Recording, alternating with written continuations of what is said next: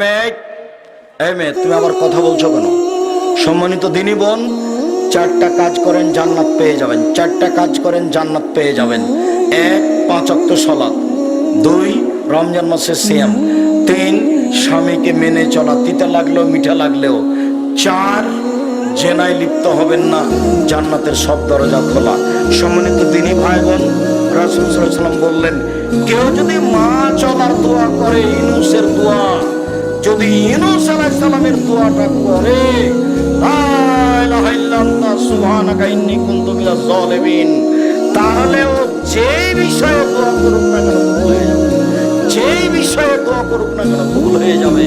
রাসূল সাল্লাল্লাহু আলাইহি ওয়াসাল্লাম বলছেন, খায়রুদ দুআয়ে দুআয়ামে আরাফা ওয়া খায়রু মা কুতানা ওয়াল আমবিয়া মিন কাবলি, সবচেয়ে উত্তম দোয়া আরাফার দিনের দোয়া। সবচেয়ে উত্তম দোয়া আরাফার দিনের দোয়া।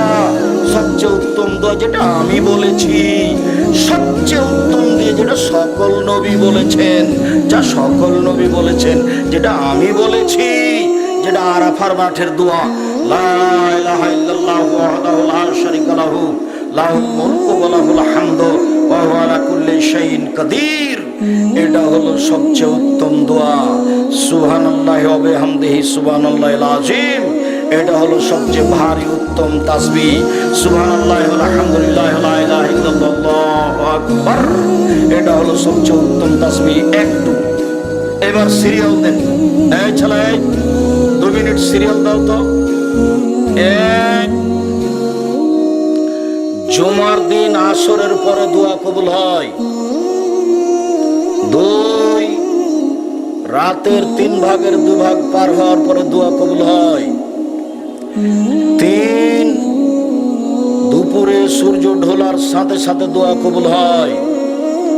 4, রাত 12টার পর পরই সব দরজা খুলে দেওয়া হয়, দোয়া কবুল হয়। 5, আজান একামতের মাঝে দোয়া কবুল হয়। 6, রাতে ওযু করে ঘুমিয়ে রাতে উঠে দোয়া করলে দোয়া কবুল হয়। 7, ইসমে আজম পড়ে দোয়া করলে দোয়া কবুল হয়। সম্মানিত দিনী ভাই বোন, কবরের পাশে গিয়ে হাত তুলে দোয়া করবেন একাই। বাপ মায়ের জন্য, নিজের জন্য করবেন।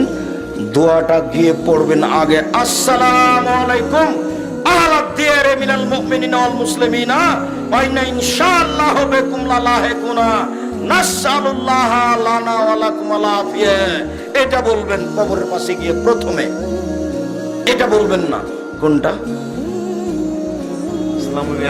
আসসালামু আলাইকুম ইয়া আহলাল কুবুর ইগফিরুল্লাহু লানা কুনতুম সালাফুনা বিল আসারে। এই দোয়া চলবে না, আপনার হুজুরের দোয়া চলে না। যেটা বললাম এটা প্রথমে বলবেন, তারপরে হাত উঠাবেন, ইসমে আজম পড়বেন, তারপরে দরুদ পড়বেন। তারপরে যদি দোয়া জানাজার না থাকে, খালি বলবেন, আল্লাহ আমার বাপকে ক্ষমা করো, আল্লাহ তুমি আমার বাপকে ক্ষমা করো। 2 চোখের পানি ঝরঝর ঝরঝর করে ঝরবে আর বলবেন। ছেলে মেয়ের জন্য হাত তুলে দোয়া করবেন। ওই যে ইব্রাহিম আলাইহিস সালাম তার স্ত্রীকে এবং তার দুধের বাচ্চাকে কাবা ঘরের পাশে রেখে দিলেন, কিছুই নাই। আগে আগে উনি হাঁটছেন, পিছনে স্ত্রী হাঁটছেন। আর স্ত্রী বলছেন, আপনি কোথায় যাচ্ছেন? আমাদেরকে ছেড়ে যাচ্ছেন, এখানে যে কিছুই নাই খাওয়ার পান করার, আপনি কোথায় যাচ্ছেন? কথা বলে না স্বামী। নিরুপায় স্ত্রী বলছেন, আপনাকে কি আল্লাহ এভাবে চলে যেতে বলেছেন? হ্যাঁ, আমাকে এভাবে চলে যেতে বলেছেন। দিয়ে একটু আগে গিয়ে ইব্রাহিম আলাইহিস সালাম হাত তুলে দোয়া করছেন, আল্লাহ আমি আমার আহাল পরিবারকে রেখে দিলাম তোমার কাবা ঘরের পাশে, অথচ কাবা ঘর নেই, কিছুই নাই। তোমার কাবা ঘরের পাশে যেখানে ঘাস পাতা মানুষজন কিছুই নেই, তুমি দেখিও। এ দেখেন, ছেলে মেয়ের জন্য হাত তুলে দোয়া। ছেলে মেয়ের জন্য হাত তুলে দোয়া করতে হয়। হজ করতে গিয়ে পরের 2 দিন পাথর নিক্ষেপ করার পরে হাত তুলে দোয়া করবেন। কবরের পাশে গিয়ে হাত তুলে দোয়া করবেন। বিপদে পড়ে হাত তুলে দোয়া করবেন। বিপদে পড়ে, যে একটু আগে বললাম না, একটা লোক বিপদে পড়ে হাত তুলে দোয়া করলো, কিন্তু কবুল হলো না। কেন? হারাম খাদ্য ছিল, সেই জন্য। বিপদে পড়ে হাত তুলে দোয়া করলে দোয়া কবুল হয়। বলে কেউ দোয়া চাইলেও দোয়া করলেও কবুল হয়।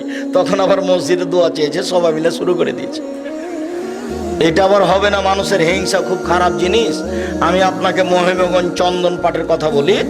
আমার ওখানে এক নিজ খালাতো ভাই আমার এখানে এসেছেন, ওনাদের মসজিদে আমি খুতবা দিতে গেছিলাম আজ থেকে নিয়ে বছর 15-20 আগে। তো আমি বসে থাকলাম মিম্বারের পাশে, যখন সময় হলো খুতবার তখন ওই লোকটা লাফ দিয়ে উঠে গেল, দিয়ে খুতবা দিল, আমাকে বলল না। অথচ ও জানে যে আমি এই জন্য খুতবা দিতে এসেছি। আমার খালাতো ভাই, মানে আমার স্ত্রীর নিজ খালাতো ভাই, তাকে বলে রেখেছে 7-8 দিন থেকে। তার কত হিংসা, আল্লাহর হস্তে ওকে 24 বছর পড়তে হবে আমার কাছে। হিংসা কি জিনিস দেখেন। এরকম ঘটনা আছে সাতক্ষীরাতে, এরকম ঘটনা আছে রাজশাহী গোদাগাড়িতে। এগুলো আমার চোখের সামনে ঘটেছে।